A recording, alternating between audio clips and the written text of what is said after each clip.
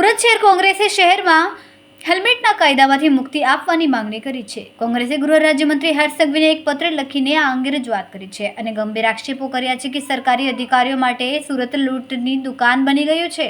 કોંગ્રેસે આક્ષેપ કર્યો છે કે રાજ્યમાં એક જ કાયદાનું અલગ-અલગ શહેરોમાં અલગ-અલગ અમલીકરણ થઈ રહ્યું છે, જે ભાજપ સરકારની નિષ્ફળતા દર્શાવે છે।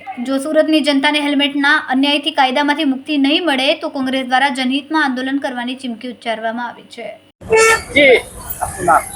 કલ્પેશ મોદી જે પ્રમાણે રાજકોટની અંદર ધારાસભ્ય દ્વારા રજૂઆત કરવામાં આવી ને હેલ્મેટનો જે કાયદો છે તે ટેમ્પરરી મોકૂફ રાખવામાં આવ્યો છે, તો આપનું શું માનવું છે? સુરતમાં કાયદો હું તો પહેલા રાજકોટ પ્રશાસનને સેલ્યુટ કરવા માંગુ છું કે એમને લોકોની વિચારધારા સાંભળી અને એનો અમલ કર્યો। એ જ રીતે હું અહીંયા સુરતના પ્રશાસનને કહેવા માંગુ છું કે જે પ્રમાણે રાજકોટને જે પ્રમાણે લોકોને રાહત આપી છે એ રીતે સુરતમાં પણ લોકોને રાહત આપો, જેથી લોકો સારી રીતે બહાર નીકળી શકે, જીવી શકે।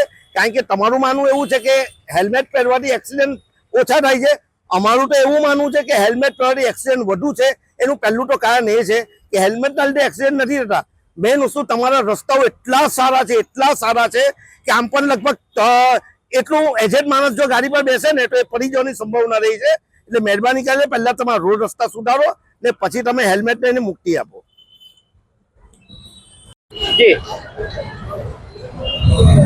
ગઈકાલે કલ્પેશ બારોટ, પૂર્વ પ્રવક્તા, સુરત શહેર જિલ્લા કોંગ્રેસ સમિતિ। ગઈકાલે રાજકોટ ભાજપના 4 ધારાસભ્યોએ રાજ્યના કહેવાતા ગૃહમંત્રી પણ અમારી રસીય બાળ મંત્રી એવા હર્ષ સંઘવીને પ્રજાના હિત માટે રજૂઆત કરીને હેલ્મેટના કાયદામાં જે છૂટછાટ અપાવડાવી છે તે બદલ રાજકોટના 4 ધારાસભ્યોનું અભિનંદન। દુઃખ સાથે કહેવું પડે કે સુરતની જનતાએ 12 ધારાસભ્યો ચૂંટીને ગાંધીનગર મોકલ્યા છે। સુરત, નવસારી હોય કે બારડોલી હોય, 3 સાંસદ ચૂંટીને દિલ્હી મોકલ્યા, ત્યારે એક પણ એવો કોઈ ભાઈડો ધારાસભ્ય નથી કે પ્રજાના હિત માટે સરકાર સામે રજૂઆત કરી શકે। ભૂતકાળમાં જ્યારે પણ પ્રજાને પડતી તકલીફ હોય ત્યારે સુરતના ધારાસભ્ય કુમાર કાણાની અવાજ ઉઠાવે છે, સરકારની સામે પણ રજૂઆત કરે છે। ત્યારે દુઃખ સાથે કહેવું પડે કે આવનાર સમયમાં સરકારમાં મંત્રીમંડળની ફેરબદલી થવાની હોય ત્યારે કદાચ મંત્રીપદની લાલચમાં એ પણ આ વખતે શબ્દ ઉચ્ચારતા રહે, દુઃખની બાબત છે। ત્યારે મારે આપના માધ્યમથી કહેવાનું રહેશે કે અમે હાલમાં જ સુરત શહેર કોંગ્રેસના અમારા પ્રમુખભાઈ વિપુલભાઈ ઉડનાવાલા સાથે ચર્ચા વિચારણા કરી આજકાલમાં જ હેલ્મેટની હોળીનો કાર્યક્રમ સુરત શહેરમાં હર્ષ સંઘવીની ઓફિસ બહાર કરવાના છે અને પ્રજા પણ અમારા જાગૃત થઈને આનો વિરોધ કરવો જોઈએ। હેલ્મેટનો કાયદો જરૂરી છે, પણ સુરત પણ એ હાઈવે પર જકાતનાકાની બહાર હેલ્મેટનો કાયદો જરૂરી છે એવું મારું માનવું છે। પણ કેટલાક અંશે પોલીસ પણ સરકારના હાથો બનીને નીત નવા કાયદા કાઢી પ્રજાને હેરાન કરી પૈસા ખંખેરી સરકારને ભરવાનું કામ આ શહેરની અને રાજ્યની પોલીસ કરી રહી એવું મારું સ્પષ્ટ માનવું છે।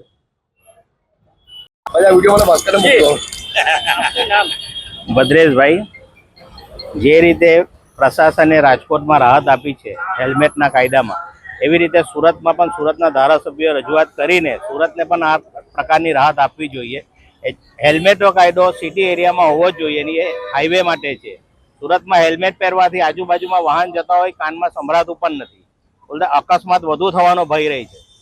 જે પ્રમાણે રાજકોટમાં ધારાસભ્ય દ્વારા રજૂઆત કરવામાં આવી, હેલ્મેટનો જે કાયદો છે તે ટેમ્પરરી મોકૂફ રાખવામાં આવ્યો છે, તો આપનું શું માનવું છે? સુરતમાં પણ એ કાયદો લાગુ કરવો? જે રીતે રાજકોટને રાહત આપી છે તે રીતે સુરતના ધારાસભ્યોએ પણ રજૂઆત કરીને સુરતને પણ આ પ્રકારની રાહત આપવી જોઈએ। પ્રશાસનનું એવું માનવું છે કે જે આ હેલ્મેટ પહેરવાથી અકસ્માતની સંખ્યામાં ઘટાડો થયો છે, તો આપનું શું માનવું? હું એવું કશું માનતો નથી। અકસ્માતમાં કોઈ ઘટાડો થયો નથી, અકસ્માતો ઉલટા વધે છે। હમણાં જ 2 દિવસ પહેલા અમદાવાદમાં અકસ્માત થઈ ગયો, હેલ્મેટ પહેરી હોવા છતાં પણ માણસને નુકસાન થયું છે ખાડામાં પડી જવાથી।